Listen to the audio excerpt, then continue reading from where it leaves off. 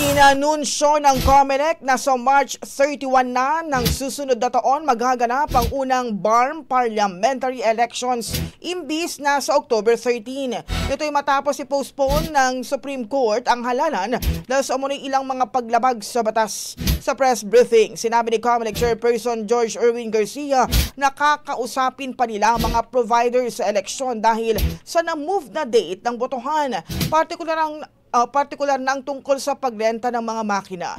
Mangyari man daw o hindi kasi ang eleksyon ngayong buwan, babayaran ng COMELEC ang mga providers. Ang problema, posibleng magbayad din ito sa Marso sa sandaling ikasa na ang BARM elections. Mababatid na ito ng ikalawang pagkakataon na naudlot ang parliamentary elections na unang itinakda noong May 12, 2025.